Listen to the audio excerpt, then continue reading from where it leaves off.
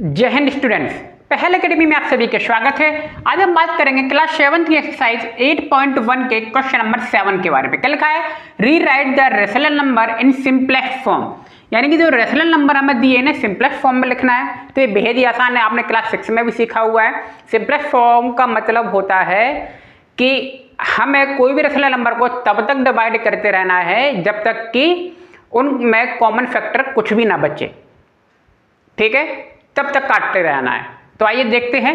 जैसे कि माइनस का 8/6 लिखा हुआ है, दो तरीके से सॉल्व करते हैं। 8/6 लिखा हुआ है तो हम पहले क्या लिया, एचसीएफ लेंगे, और काटने का तरीका आपको पता होना चाहिए। सिंपल फॉर्म में हम एचसीएफ लेते हैं, यानी कि बड़े से बड़े नंबर से काटेंगे तो हमें क्या होगा, डिवाइड करना आसान होगा। नहीं तो हम क्या छोटे नंबर से काटेंगे तो हम बार बार डिवाइड करना होगा, ठीक है। दोनों ही मेथड में आपको बता देता हूं।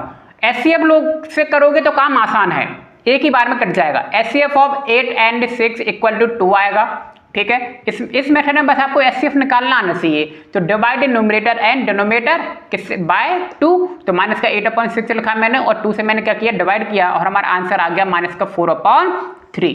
अब देखिए 4/3 के और फैक्टर आप नहीं कर सकते, यानी कि इनके कॉमन फैक्टर क्या है, 1 ही है, कुछ और कॉमन फैक्टर है ही नहीं इन दोनों में, ठीक है।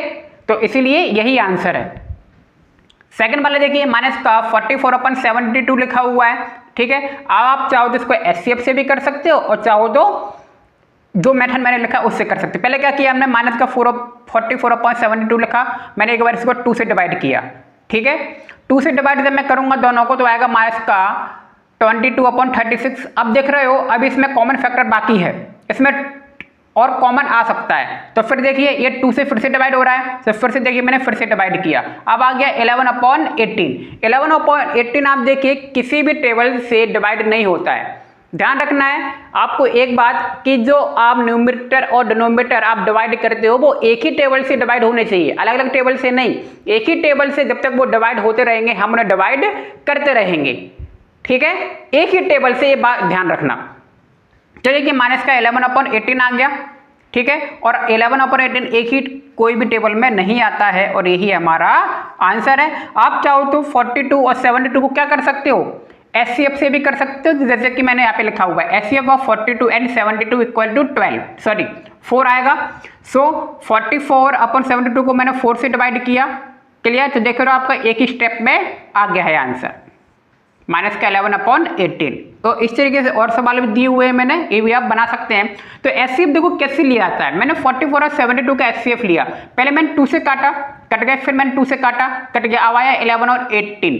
मैं इसको 2 से काट सकता हूं, लेकिन देखिए 2 से 11 नहीं कटेगा और 8 कट जाएगा। तो एचसीएफ की एक खासियत होती है कि एक ही टेबल से जब तक वो दोनों टर्म कट रहे हैं, 2 टर्म या 3 टर्म, बस वहीं तक हम लेंगे। जैसे कि देखिए 2 से 22 भी कट रहा है, 36 भी कट रहा है, तो हम, और ये 2 से फिर 18 कट रहा है लेकिन 11 नहीं कट रहा है ना, तो हम इस 2 को नहीं लेंगे, हम इन दोनों को लेंगे, क्योंकि इन दोनों से दोनों कट रहे हैं, दोनों नंबर कट रहे हैं, और इन दोनों को हमने क्या कर दिया, मल्टीप्लाई, तो आ गया हमारा 4, क्लियर। ऐसे इसमें भी देखिए 8 और 6 से हम किससे कट रहे हैं, 2 कॉमन नंबर से कट रहा है, और 4 और 3 आ गया। आप जानते हो देखो 4 का फैक्टर 2 भी और हो सकता है ना, ये 2 से कटेगा 3 आएगा, लेकिन 2 से देखो 3 नहीं कटेगा, क्लियर है। तो दोनों नंबर तो नहीं कट रहा है ना 2 से, तो हम इस वाले नंबर को नहीं लेंगे, हम केवल ऊपर वाले नंबर को लेंगे, क्योंकि इससे दोनों टर्म कट रहे हैं, ठीक है। अगर हाँ यहाँ पे ऐसा कुछ होता है, ये 4 दिया है और ये 8 दिया है, तो फिर हम क्या कर सकते थे, 2 से काट सकते थे।